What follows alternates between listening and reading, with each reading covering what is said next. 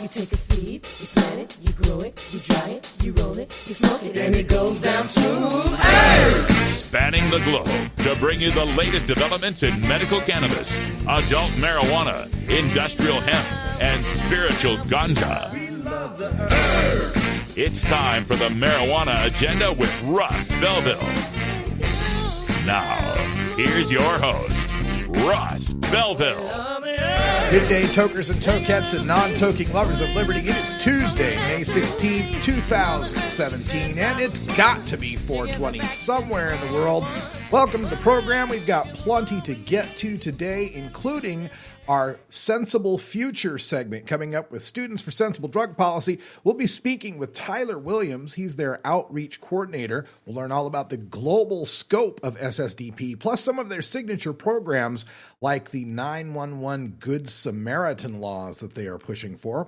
Also on the program today, we will have a visit from our for today, got to make sure I got the right program in front of me, our activist agenda. Well, we'll be taking a look at the changes to the Oregon medical marijuana program, featuring a panel of Anthony Johnson, who helped to legalize marijuana in this state, Anthony Taylor from Compassionate Oregon, a leading medical marijuana advocate, and attorney Brian Michaels, who's been defending medical marijuana patients in the state for years. Also coming up on the program, in our drug war data mining, we'll take a look at a study on the propylene glycol that's used to act as a thinning agent in many popular vape pens. And in the Radical Rant, I'll tell you how if I can't grow it and I can't buy it, then it ain't legalization.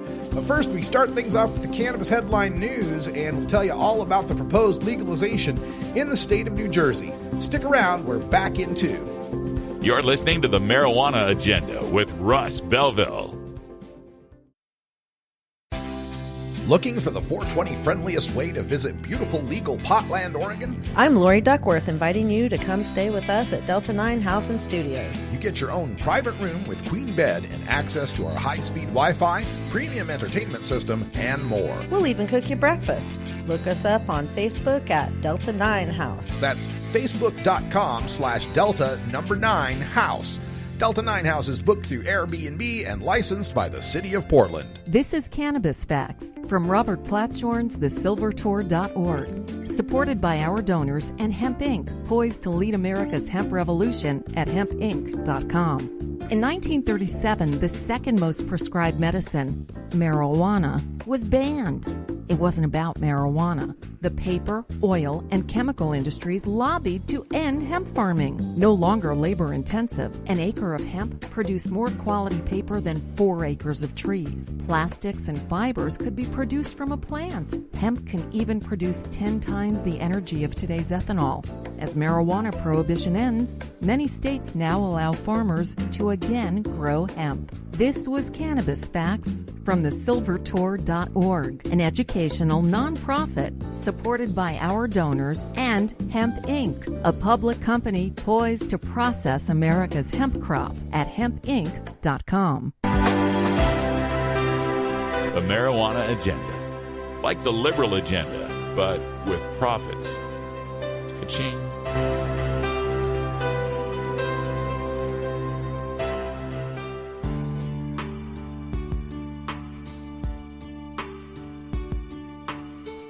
I'm Russ Belville with the Marijuana Agenda.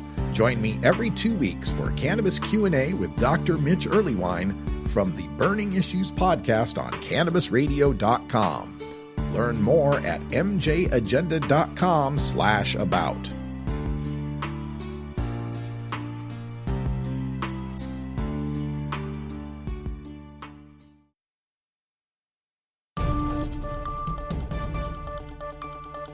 This is your Cannabis Headline News.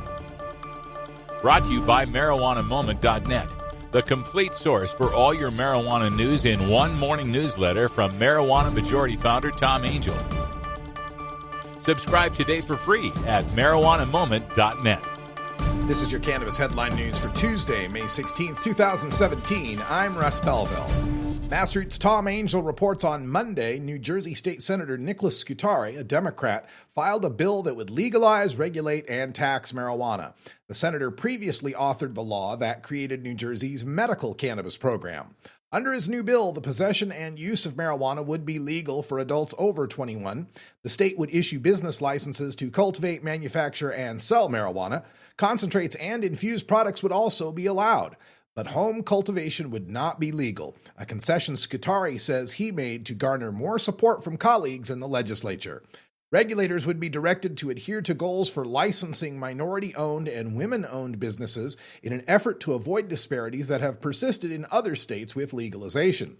An escalating scheme of sales taxes on marijuana would be implemented, starting at 7% in the first year and rising annually to 25% in the fifth year. Existing sales taxes on medical cannabis would be abolished. British Prime Minister Theresa May refuses to consider relaxing laws on cannabis use despite a desperate plea recounted on television from an anxiety sufferer. The question came up during a live Facebook Q&A hosted by ITV News. Quote, "There have obviously been some studies into the use of cannabis or derivatives for medical use," the Prime Minister said, but she doesn't believe in making cannabis legal, citing the widely debunked gateway drug theory.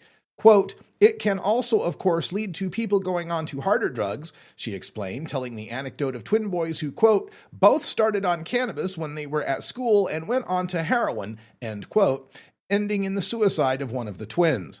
May also believes that, quote, "stronger forms," end quote, of cannabis being consumed these days, quote, "have a real impact on people in terms of their mental health," end quote. According to a Capitol News Service analysis of data from the Virginia State Police, African Americans are more than 6 times as likely as whites to be arrested for possessing marijuana in Hanover County, just north of Richmond, Virginia. The county has about 88,000 white residents, and in an average year, 246 whites are arrested there for marijuana possession. That represents a rate of 280 white arrests for every 100,000 white residents. About 9,600 African Americans also live in Hanover County, and in an average year, 171 blacks are arrested there for marijuana possession. That represents a rate of 1,779 arrests for every 100,000 black residents. Statewide, blacks are about 3 times as likely as whites to be arrested on marijuana charges, and that racial disparity in marijuana arrest rates has increased over the years. In 2010, the arrest rate for blacks was 2.9 times the arrest rate for whites. In 2016, blacks were 3.2 times as likely as whites to be arrested in Virginia on marijuana charges. Mobile, Alabama Mayor Sandy Stimpson is sponsoring a city ordinance that would decriminalize several minor offenses in the city of Mobile. Possession of marijuana second degree is among the charges included in the ordinance. According to Alabama law, possession of marijuana second degree is defined if a person possesses marijuana for his personal use only. There is no quantity of marijuana listed in the law. In Alabama, marijuana for personal use only is a Class A misdemeanor, punishable by a maximum sentence of 1 year and a maximum fine of $6,000. Marijuana possessed for reasons other than personal use, or if the offender had been previously convicted of marijuana possession for personal use only, is unlawful possession of marijuana in the first degree and is a Class C felony, punishable by a prison sentence of a minimum of 1 year in prison and a maximum sentence of 10 years in prison, along with a maximum fine of $15,000. Seeking to stem the increase in homemade hash oil explosions, Sacramento County, California Board of Supervisors voted unanimously last week to approve new prohibitions on the sale and possession of butane gas. Retailers in the county may not sell any more than 600 milliliters of butane to a customer. The ordinance would also require local sellers to log the sale date, quantity, and customer information. While nothing prevents residents from purchasing butane outside the county or via the internet, residents will only be able to possess 600 milliliters at any given time. This has been your Cannabis Headline News for Tuesday, May 16th, 2017. I'm Russ Belville. You're listening to the Marijuana Agenda with Russ Belville. At Herbie Herbie's Cannabis Seeds, we pride ourselves on bringing you the best quality seeds from the world's most respected cannabis seed producers, all at the lowest online prices. You can find Herbie's Seeds at herbiesheadshop.com. All cannabis seeds are sold as souvenirs and as a means of preserving cannabis genetics. Herbie's Seeds in no way intends to condone, promote, or incite the use of illegal or controlled substances. We strongly urge all prospective customers to check their national laws prior to placing an order. Herbie's Seeds at herbiesheadshop.com. Proud sponsors of the Marijuana Agenda with Russ Belville. It's time for Cannabis Facts about teen drug use from Robert Platshorn's thesilvertour.org. This message is supported by our donors and Hemp Inc., a public company poised to lead America's hemp revolution at hempinc.com. A recent survey by the U.S. Centers for Disease Control indicates that in states that have legalized medical marijuana, the rate of marijuana consumption among high school students has not increased. In fact, in legal states like Colorado, teen use has actually decreased significantly. It's simply no longer a big deal for teenagers in legal states. This was Cannabis Facts from thesilvertour.org, an educational nonprofit supported by our donors and Hemp Inc., a public company poised to lead America's hemp revolution at hempinc.com.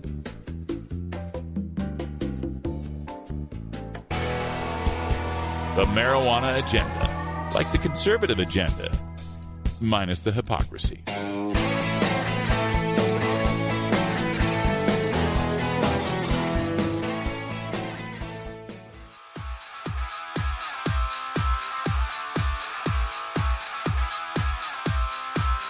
I'm Russ Belville from the Marijuana Agenda. Join me every 4 weeks for Cannabis Sports Medicine from the Gridiron Cannabis Coalition. Learn more at mjagenda.com/about.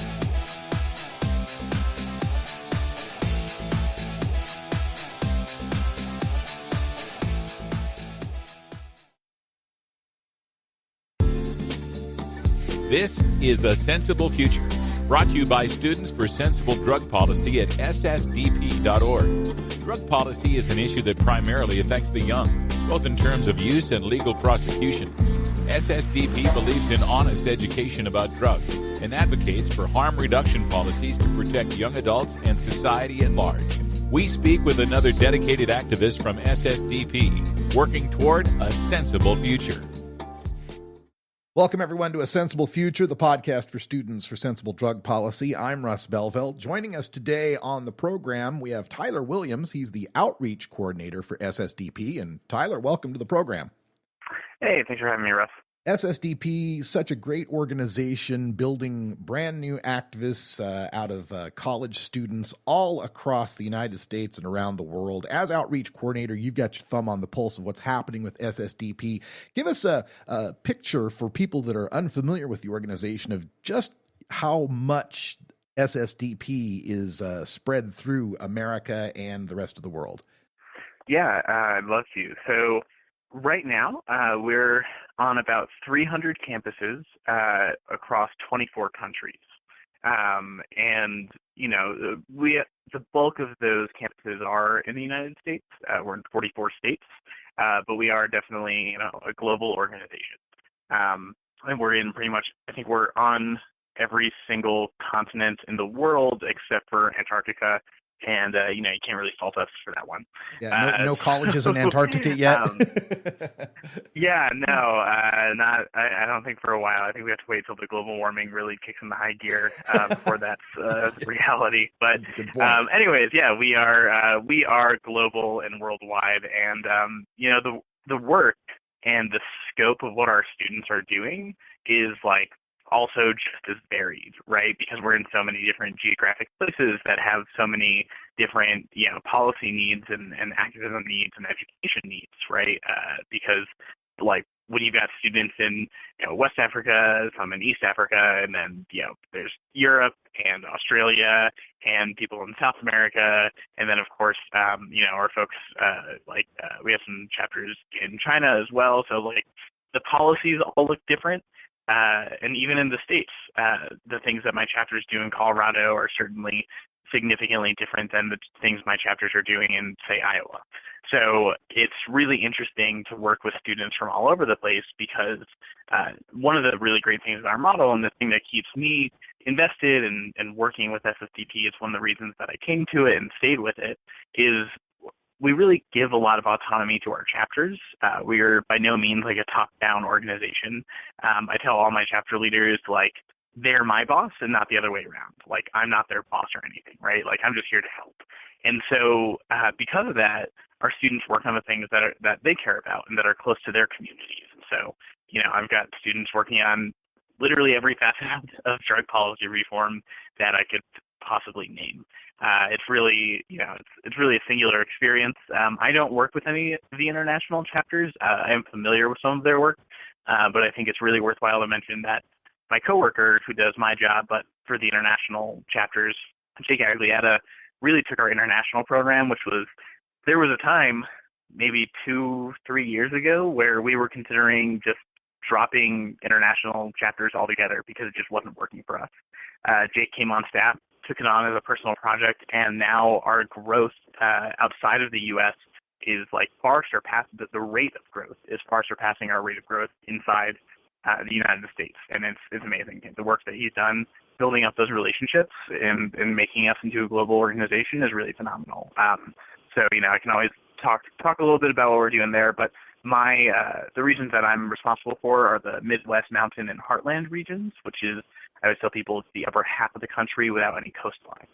Okay. Now, our listeners, of course, on the marijuana agenda will be familiar with the aspects of drug law reform in the world of cannabis as far as medical, decrim, and so forth. What are some of the other aspects of drug law reform, particularly those that would be of importance to your demographic, the student, the young adult out there? Yeah.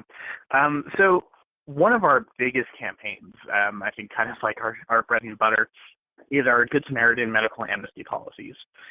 People might be familiar with them, and I hope they are, because most states have some form of it. Whether or not it's good is a different story. But basically the idea is if there is a drug-related emergency, an overdose or some other medical complication because someone is using illicit drugs, or maybe someone under 21 is consuming alcohol and there's an emergency related to that, a Good Samaritan policy allows for the people around them or even the person themselves to call for help and not worry about legal repercussions of any charges of like possession or, minors in possession of alcohol and things like that. So it really encourages people to call 911. The data that we have is that a high percentage of drug-related deaths happen because people were too afraid to call 911. And this happens very frequently across college campuses, especially at like parties where there's a lot of like underage alcohol drinking and people are worried about the rules and maybe don't really understand the severity of alcohol-related, drug emergencies or other drug emergencies. And this is something that really hits close to home for all of our students. And these policies haven't always existed everywhere. We're slowly seeing more and more of them, and really thanks, I think, a lot to the work of our SSDP chapters everywhere. We're seeing more and more Good Samaritan policies on local levels, at campuses, and, of course, even statewide. We have students work on statewide policy change for that, too. It's generally a really successful campaign. Most administrators are pretty much on board. I always tell students, especially people who start new chapters, they're looking for something to do. I think working on a Good Samaritan policy is a really awesome place to start. Most places, if they have a Good Samaritan policy, it's limited, so it will only cover alcohol, or it will only cover the person who is going under the emergency, not the people around them.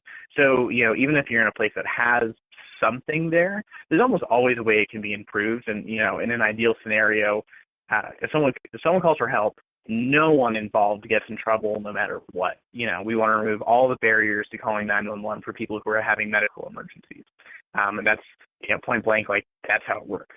And, school administrators tend to be pretty receptive to it because it's one of those campaigns that is certainly, a cornerstone of drug policy reform, especially when it comes to young people. But you almost never even need to talk about drugs. You don't need to talk about what kind of drugs. You don't need to talk about how many people are using drugs. You just need to talk about saving lives. And that usually resonates pretty well with campus administrators, and especially when we show them the data about 911 calls and what motivates people to call or what keeps them from calling. It's a policy that everybody should be pursuing, 911 Good Samaritan policies. You can learn more about that at ssdp.org. Now let's shift gears and talk marijuana specifically, because we have now 8 states that have passed adult use marijuana laws and so many more that have medical cannabis laws. And yet at colleges and universities across the nation, they still maintain prohibitionary policies surrounding the use of cannabis by their adult students, so students 21 and older. What's SSDP's position and projects working toward that angle? Yeah, so this is another thing that, again, affects us really directly, and our position is generally that we want campuses to relax their regulations around it, and in general, like, we would hope that college campuses would find a reasonable middle ground somewhere that respects the adults' rights to, like, engage in an activity that they could if they were off campus, on campus, or maybe like near campus, or just basically removing penalties for people who even just have it in their possession, whatever it is. Like, what's happening right now isn't working, and it doesn't make sense. Like, it really kind of it feels like it's in conflict with the will of the public, the will of the voters. Many of these college students are the vote. It really is, because it's young people who have done a lot of the work to legalize cannabis. And, it's really interesting, too. So many, like, young volunteers, college-age volunteers who, so we generated 40,000 phone calls to states with ballot initiatives through our phone bank effort. And we did, hundreds of hours of on-the-ground canvassing and events and tabling. And that was done primarily by students who were also under 21, right? Like, students who are 21 and older make up a small fraction of the students we actually work with. So we've got all these young people from 17 to 20 who've done all this work around cannabis reform and, like, don't get to enjoy the fruits of their labor for at least another year, if not like 4 years. So anyways, it's really a big deal. A lot of our students care a lot about making sure that there's access to marijuana. That there is reduced penalties for marijuana possession on campus. And in the case of medical marijuana, this is also another thing that's really concerning, is that, in states, and so many states have it, that have medical marijuana laws, a lot of students are barred from having and using their medicine on campus. So that means either they have to get off campus, they have to do it in secret and, like, be afraid of being kicked off campus. And we actually had a really awesome win in Arizona, where one of our students had been caught with, a medical marijuana patient in Arizona, had been caught with marijuana and spent like 3 years fighting a court case. And finally, the court said that the schools cannot, in Arizona, prohibit medical marijuana patients from having marijuana on campus. And that was awesome. But that's like the first time that we've got a decision like that, and it's, that's not the case in so many other states where patients are really suffering and they need to have their medicine on them. So we have a lot of students who are interested in working on that. It's one of those things where a lot of our chapters will collaborate together, and we've got some working groups where students from California, Oregon, Connecticut, like Missouri, Arizona, of course, Colorado, like all these different states are talking together online and trying to figure out ways to move their campuses forward and, make the policies more equitable and just make them reflect the laws that the voters passed. Tyler Williams is the outreach coordinator for Students for Sensible Drug Policy at ssdp.org. And Tyler, if we have a listener out there from a college campus who's interested in starting a chapter, what are some of the requirements and contact they need? Yeah, so again, you can go to our website, ssdp.org. There's actually just a link that says start a chapter. It's really easy. We've got a quick form. We need your name, your email address, your phone number. We'll ask you for a mailing address because we send you a bunch of free materials. The requirements really are just that you care about drug policy reform, you're a current student, and you're willing to work with us. We'll meet you where you're at. If you're a person who is working 2 part-time jobs to get yourself through school, you got 17 credits on your course load this year, but you still care, we'll find a way to make it work for you. Obviously, like, the more time you have, the better, and I'm always going to encourage you to do more SSDP stuff. We'd like to joke on staff that most of us ended up majoring in SSDP. So, we hope that this is something you do in a big way. But don't be intimidated by that. And, if you've got a couple hours a month, I can work with that. I can help you find other people who, maybe some freshmen with lighter course loads, people who have, more open schedules, who are willing to move the ball forward. But if I'm not talking to someone on a campus, there's nothing I can do. We don't do active outreach. We actually have so many people, asking to start chapters that it keeps us so busy that I don't do proactive outreach. I just, every week I get maybe 3 or 4 different chapter applications, and my coworkers get the same, so we just work with those. But if I'm not talking to someone on campus, there's really nothing I can do. But the moment I get a contact phone number, like, all of a sudden that campus is ripe to start an awesome SSDP chapter. All right, you heard it, folks. Get in touch with ssdp.org. You've got to reach out to them, and they will make life easier for you as an SSDP chapter. Tyler, thanks for joining us here on A Sensible Future, and good luck with all your projects. Yeah, thanks, Russ. This episode was produced as part of the Marijuana Agenda with Russ Belville, the daily news and interview podcast covering the world of medical cannabis, adult marijuana, industrial hemp, and spiritual ganja. Subscribe now for free at mjagenda.com.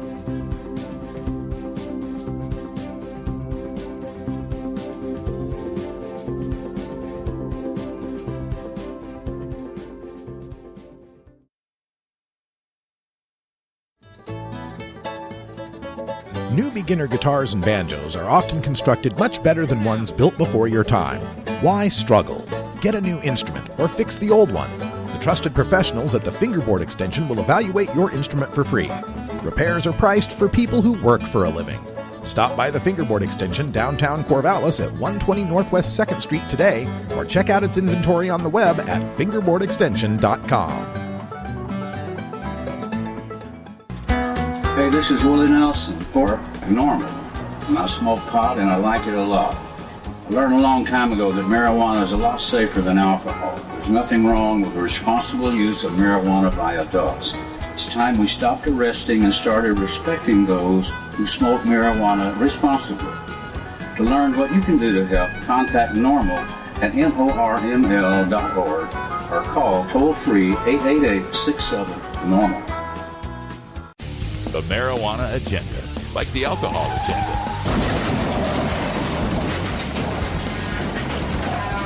But a lot safer.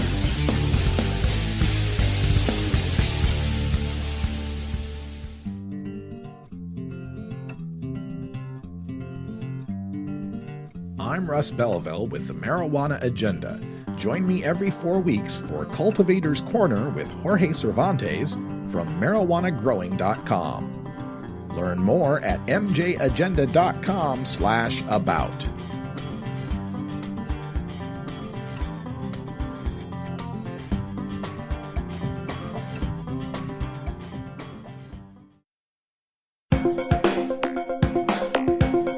Promoting the end of adult cannabis prohibition is easy because we have facts, science, reason, compassion, evidence, truth, and logic on our side. It's even easier when researchers catalog it all for us. Learn how to gather the facts on marijuana use, arrests, seizures, rehabs, drug tests, and more on this edition of Drug War Data Mining. Today in the Data Mines, we take a look at a study that was looking at thinning agents that are used in vaporizable cannabis oil. You know, the cannabis oil cartridges you get for vaporizer pens. Cannabis oil itself is very, very thick, and so these agents are used to thin it out and make it easier to vaporize. Some of the popular agents include propylene glycol, vegetable glycerin, polyethylene glycol 400 or PEG 400, and medium chain triglycerides. And these are the ones that are used most often in the vaporizer cartridges. And what they found is they took these 4 agents and subjected them to a heat of 230 degrees Celsius. That's the maximum temperature at which cannabinoids are vaporized but do not combust. Then the resulting vapors were tested for formaldehyde, acetaldehyde, and acrolein. This test was conducted by Matthew D. Donato, PhD, and William Trout, NMD. They are the co-founders of the Medical Marijuana Research Institute. Between them have 15 years of cumulative research experience. And what they found was a huge discrepancy between the natural thinning agents like the triglycerides and the vegetable glycerin versus the petroleum-based agents, the propylene glycol and the polyethylene glycol, the PEG 400. And what they found, according to a press release, was, quote, formaldehyde production, formaldehyde being very bad for you, formaldehyde production from PEG 400 isolate was particularly high, with one inhalation, just one vape, accounting for 1.12% of the daily exposure limit to formaldehyde, nearly the same exposure as smoking one cigarette. One vape off a PEG 400 vape cartridge, about the same formaldehyde as smoking one cigarette. Because propylene glycol and polyethylene glycol 400 are often mixed with cannabis oil, individuals who vaporize cannabis oil products may risk exposure to harmful formaldehyde levels, end quote. Now, we should disclose that Medical Marijuana Research Institute is the research arm of Harvest, Inc. They're a Tempe, Arizona-based cultivator, producer, and distributor of medical cannabis products, including their own vaporizable cannabis oil product called Dream Steam. It uses the natural triglycerides. But according to the research that was forwarded to us here at the Marijuana Agenda, the amount of formaldehyde produced in micrograms, according to the test, the amount produced by a cigarette, let's use that as our baseline. A tobacco cigarette produces 75 micrograms of formaldehyde. This is from a 4-second draw, 4-second puff, right? 75 micrograms, that's your cigarette level. They found the polyethylene glycol 400, the PEG 400s, came in at 59.45, almost 60, compared to 75 for a cigarette. But remember, that's the whole cigarette compared to a 6-second or a 4-second draw off of a PEG 400 vape cartridge. So you got to imagine if you're going to be vaporizing quite a bit with that kind of cartridge, you're going to be pulling in a whole bunch of formaldehyde. Now, the propylene glycol did far better than the polyethylene glycol, almost 1/4 the amount of formaldehyde production, 15.88 micrograms, according to the testing. Again, we're comparing this to a cigarette at 75 micrograms, so 5 puffs on a propylene glycol vape cartridge may be getting you the same amount of formaldehyde as one cigarette. But when you look at the medium chain triglycerides and the vegetable glycerin in micrograms produced for a 4-second draw, and remember the propylene was 15, almost 16, the polyethylene was 60, and a cigarette is 75, the triglycerides and the glycerin came in below 1. In fact, about 1/4 of a microgram. Vegetable glycerin actually did the best at 0.25, and medium chain triglycerides did second best at 0.26. I feel that's probably not even a reasonable difference to worry about. So it's my recommendation to consumers out there that if you are going to be purchasing and using cannabis oil for vaporization, that you pay particular attention to the thinning agent that is used. And you can use that as the term, or if thinning agent doesn't work for you, just remember glycol. Ask them if there's any kind of glycol in that particular vape cartridge. Glycerin's okay, triglycerides are okay, but glycol, particularly propylene glycol, polyethylene glycol, are the contaminants that you are most concerned about as a cannabis consumer. And of course, we do promote vaporization whenever possible for anybody that can afford to be vaporizing, because that production of formaldehyde amongst the vegetable glycerin and the medium chain triglycerides, so much safer for you, so much better for you to not be inhaling all of those thinning agent formaldehyde byproducts. And better for you than smoking cannabis in a joint, a bong, or a pipe. Of course, you could avoid all of this altogether by vaporizing cannabis bud itself. Just vaporize the bud. There's no glycerin or triglycerides to worry about at all. Big thanks to the folks out there at the Medical Marijuana Research Institute for forwarding me this data. We'll try to get an interview with one of the researchers on the show in a future episode. Now, stay tuned. When we come back, we've got our activist agenda, an expert panel on the Oregon Medical Marijuana Program. You're listening to the Marijuana Agenda with Russ Belville. The Marijuana Agenda with Russ Belville is proudly sponsored by the Marijuana Business Association. The MJBA, called by NBC News the Cannabis Chamber of Commerce, is the fastest growing business association and the fastest growing industry in America.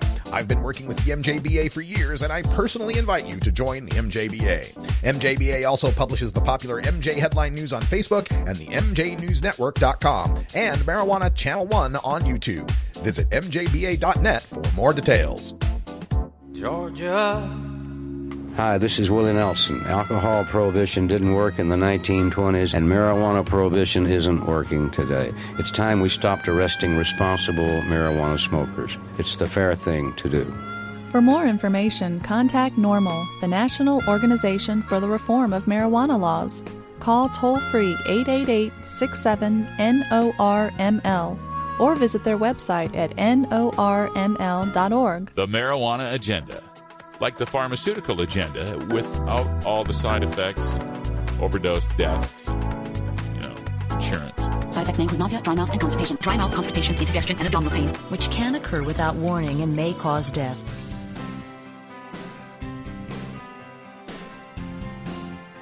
I'm Russ Belville from the Marijuana Agenda. Join me every 4 weeks for the Freedom Leaf Preview with Steve Bloom from Freedom Leaf Magazine. Learn more at mjagenda.com/about.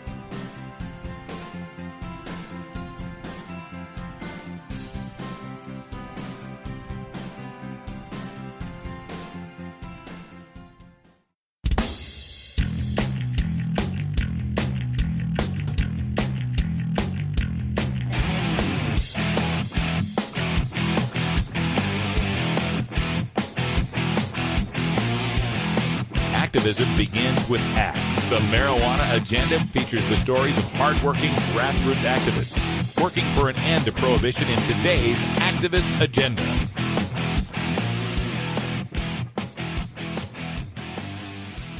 Working to legalize cannabis in this industry, in the state, we really have, three main goals. Ending criminal penalties, keeping patients protected and safe access for patients, and helping small Oregon farmers and mom and pops. As far as reducing criminal penalties goes, the state and the citizens, we've done a great job. In 2011, not that long ago, the state of Oregon was arresting and citing more than 1,200 people a month for cannabis offenses. Now, since legalization, that number is down to 20. So that's something we can all be proud of. Not only good for Oregon, but that's something that spreads across the state and actually across the world. Now, as far as protecting patients and small farmers, we got more work to do.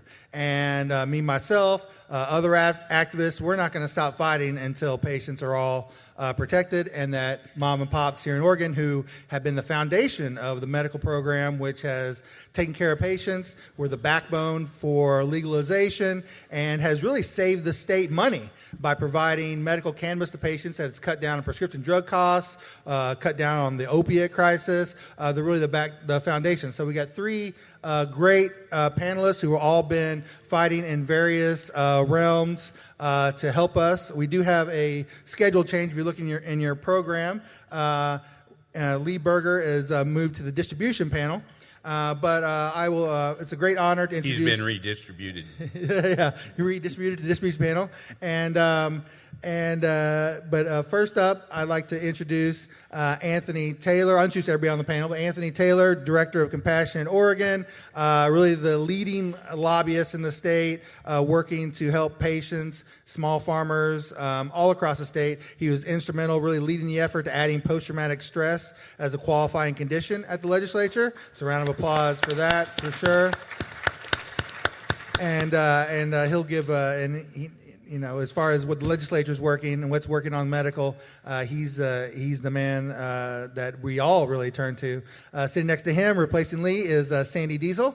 Sandy is the director of Right to Grow, another patient advocate organization. I think it's safe to say it's taking the fight in Southern Oregon, Jackson County, and helping farmers and patients there. And then lastly is Brian Michaels. Brian's a longtime lawyer. I asked him how long he's been practicing law. Of course, he said too long, but more than 20 years protecting patients and people in our industry. Currently, OLCC will not license a residential grow. So I know a lot of folks who grow medically grow out of the residence. So if we go into OLCC, I can see that being a problem. Anybody? Is there any talk going on about that? Yeah, I believe that the OLCC is not going to license a residence, but if you can have a structure on your property and you're not in a purely residential zoned area, that structure that's not inside your residence can be licensed by the OLCC, but the OLCC does not want to send inspectors into someone's home. It's a licensed premises. So if you have an existing, say me, I live on my farm, I could have the licensed premises be where the garden area is, and I could still live in my home with my children. Not if you're in a residence. If you're in a suburban area and you're in a residence, in a city they're limits? not going to. Yes, within the city limits. Right now, there's a lot of medical growers within the city limits. Right. Yeah, unfortunately, I think what they're trying to express in this answer is OLCC's position, which by the way changed. Originally, they didn't exclude residential. And she used the rural grow to make the point.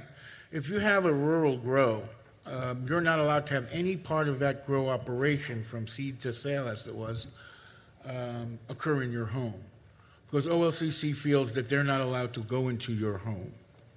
And that's, I think, the point that they were trying to make. They have this notion that you can't waive your right against them entering your home by virtue of your license. I don't know why they want to take that position, but that's their rationale behind taking that position.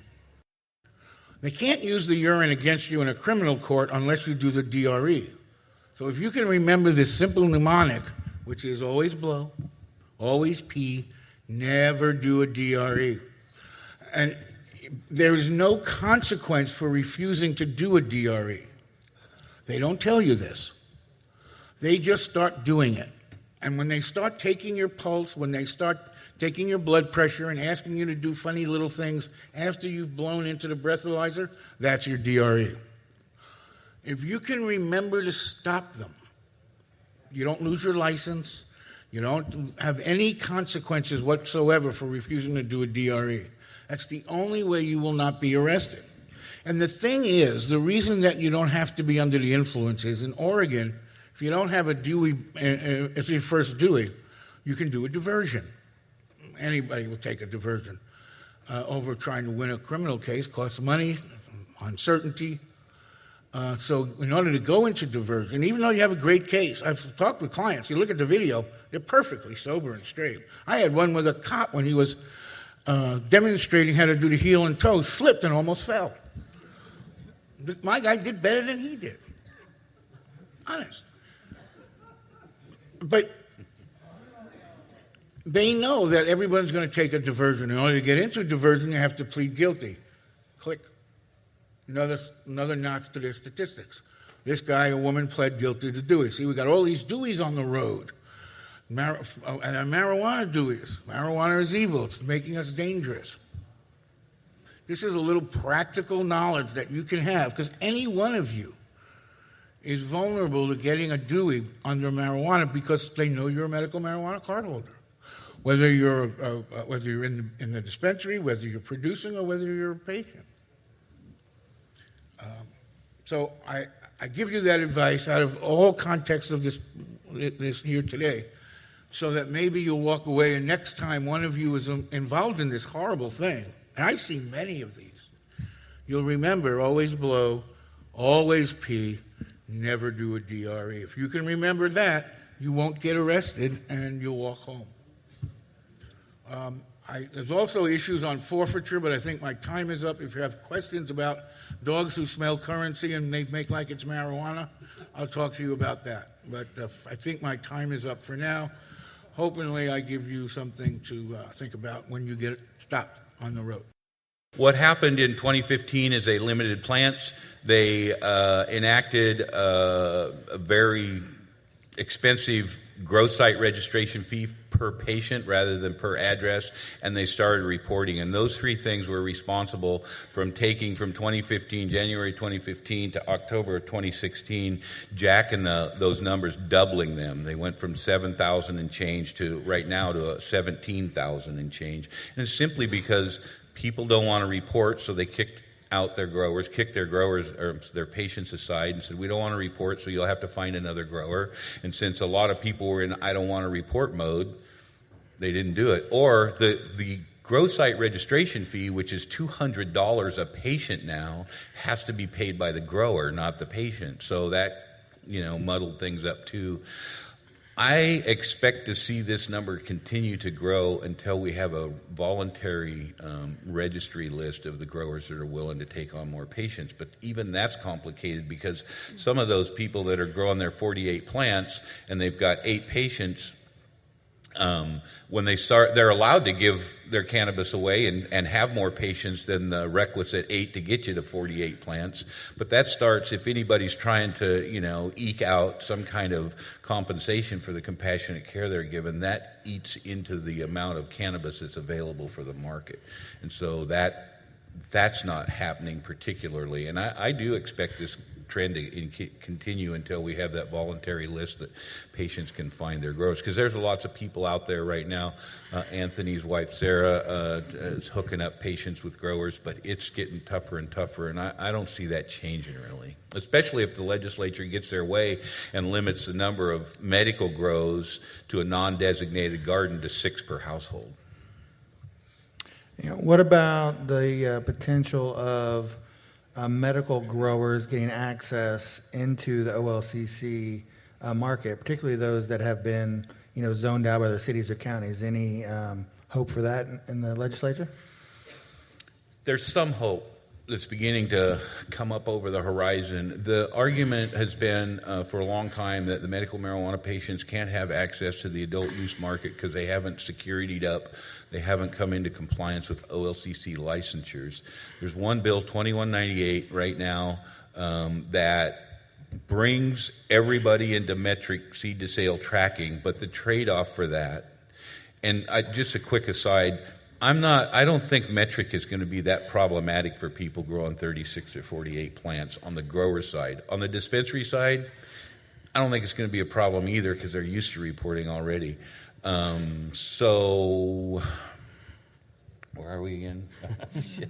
Hope for 2198. Oh, yeah, 2198. So what 2198 does is the trade-off of bringing everybody into metric is to allow medical marijuana growers to bring 25 pounds a year into the adult use system through the wholesalers and the processors. So that will, not everybody's going to be in there bothering the retail shop owners with, intake and processing. They'll go through the wholesalers. The wholesalers can, leak it out into the system as they do, and then the processors can bring in the leaf and stuff like that for them to process. So if this passes, it means that the 9,000 growers that will be captured in this metric tracking system, because the people growing 12 plants or less are exempt from it under this bill, it'll basically bring about 225,000 pounds into the adult use market that would be going into the black market. So the wholesalers and actually the retailers are really starting to like this because they miss their medical marijuana growers. They miss the relationships they had, and they miss the products and the handcrafted, if you will, products that these growers are bringing in because they have time to take care of 2 plants that are one specific strain for a patient they're dealing with, and then they have excess. So I think it's a good thing. I think if we all call our our marijuana regulation committee and say, support 2198, I think we've got a good chance of getting most of this bill through. This episode was produced as part of the Marijuana Agenda with Russ Belville, the daily news and interview podcast covering the world of medical cannabis, adult marijuana, industrial hemp, and spiritual ganja. Subscribe now for free at mjagenda.com.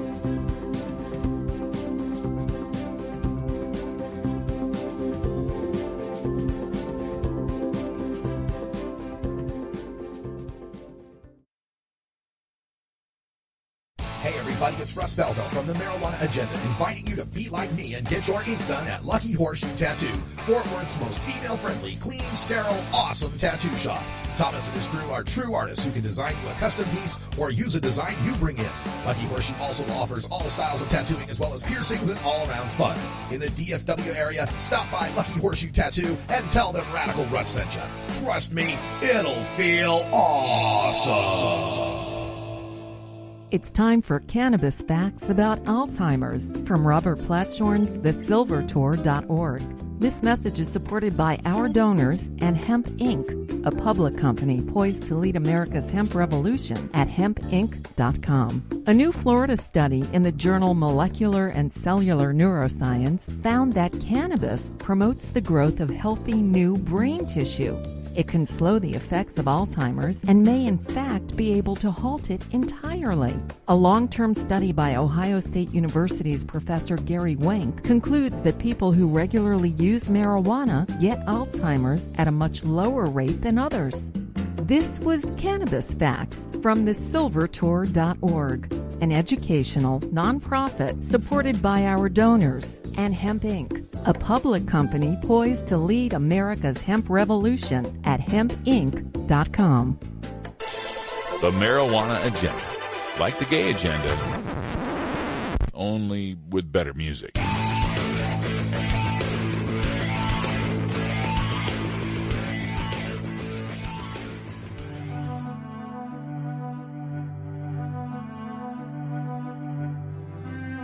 I'm Russ Belville from the Marijuana Agenda. Join me every 4 weeks for Our Government at Work, the latest in cannabis reform at the local, state, federal, and international level. Learn more at mjagenda.com/about.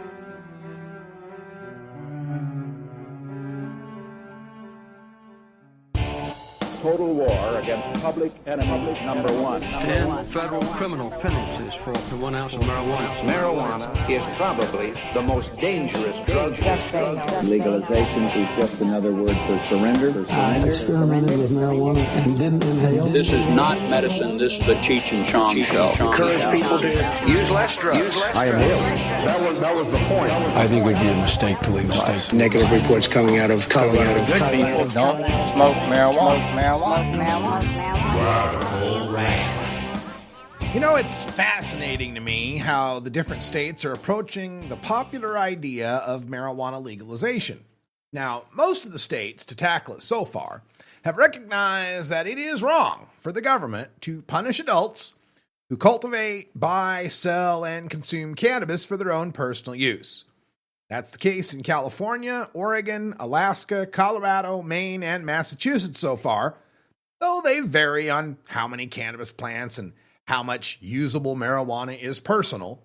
For some reason, personal amount out here in the West is 1 ounce, but you go up to Maine and it's 2.5 because, I don't know, people in Maine are bigger. I don't know what the deal is there. Same goes for the number of cannabis plants. 3 mature plants over in this state in Colorado and 4 over there in Oregon, and you could have 6 in Massachusetts and so forth. It's crazy what's personal and what's not personal from state to state, but at least these states have fully legalized the personal use, buying, selling, and cultivation of cannabis. But some jurisdictions are approaching legalization in this piecemeal fashion that really makes no sense when you think about it. Let's start with Washington State, which in 2012 passed legalization of commercial marijuana sales and personal possession, but maintained a ban on the personal cultivation of cannabis. Why? How is a dude growing a houseplant indoors committing a violation of public safety so severe that it mandates a 5-year felony sentence, while some lady growing thousands of those plants in a warehouse for sale to that dude isn't endangering the public at all? Even stranger is the law they passed in 2016 for Nevada's legalization of, again, commercial marijuana sales and personal possession, because that law allows adults to cultivate their own personal cannabis plants, but only if they live farther than 25 miles from a pot shop. Why? How is the dude growing a houseplant indoors in Las Vegas committing a violation of public safety so severe it mandates a misdemeanor sentence and a 1-year mandatory minimum felony for a 4th offense, but the lady doing the same thing in the outskirts of Duckwater, Nevada, isn't endangering the public at all? This sort of legalization of marijuana, while prohibiting the cultivation of cannabis at home, is being considered by the New Jersey legislature as well. Meanwhile, in 2014, the other Washington, the District of Columbia, overwhelmingly passed marijuana legalization that allows adults to possess personal amounts of marijuana and cultivate personal amounts of cannabis, but forbids the commercial cultivation and sales of marijuana. Now, not that the people wouldn't have passed a full tax and regulate marijuana legalization there, but the Congress, which controls much of Washington, D.C.'s government, has refused to allow the city to pursue commercial legalization. Why? How is it okay for a dude to grow a houseplant indoors and give some of it to a lady, but if the lady hands the dude $20 for it, she's committed a crime worthy of 5 years in prison? And this sort of legalization of marijuana, while prohibiting the commerce of cannabis, the so-called grow and give style legalization, is being considered by the governor of Vermont as well. So, can anybody explain to me why Vermont and Washington, D.C. think home growing is okay, but pot shops are not, while New Jersey and Washington State think pot shops are okay, but home growing is not? Especially when you consider that for medical marijuana patients in Vermont, pot shops are okay. So, how do healthy customers make a pot shop any more criminal? Or, considering that for medical marijuana patients in Washington State, home growing is okay. So, how do healthy gardeners make home growing any more criminal? Well, the only answer I can come up with is that the restrictions on cultivation and sales in these states have nothing to do with public safety and everything to do with corporate and government profits. See, if adults can cultivate their own cannabis plants in the states with legal marijuana sales, well, that'll eat up into the corporate profits of the licensed sellers of marijuana and thereby eat into the government profits from the taxed marijuana sales. If adults can purchase their own marijuana in the states that allow home cannabis cultivation, well, that would eat into the corporate profits of the pharmaceutical and alcohol sales that it would compete with. And then, of course, the government profits from the taxed drug and alcohol sales. And ironically, for the timid states that don't legalize sales or home grow, their legislation actually exacerbates the problems of cannabis commerce that they think they're addressing. For example, Vermont's grow and give proposal that keeps big marijuana out is the underground weed dealer's dream policy because it reduces the risk that they get caught, it eliminates the risk that their customers get caught, and it prevents any large, well-capitalized commercial competitor from lowering their profits. Or take New Jersey's no home grow proposal. We don't want home grow because, people will grow their marijuana and they'll sell it on the underground market. Well, that's Big Marijuana's dream policy because it maintains the criminal risk of the individual customer competing with them and lowering their profits. It also allows them to maintain an artificially high price on the marijuana and artificially high taxation too. I mean, legalization of personal possession and use of marijuana is a good thing, and let's be clear, it should not be rejected despite these shortcomings. But without legal home cannabis cultivation and commercial marijuana sales, it's incomplete. And until next time, take care of each other, tokers. Follow MJ Agenda on Facebook, Pinterest, Instagram, YouTube, and SoundCloud. And follow MJ Agenda Show on Twitter. Learn more at mjagenda.com. You take a seed, you plant it, you grow it, you dry it, you roll it, you smoke it. You take a seed, you plant it, you grow it, you dry it, you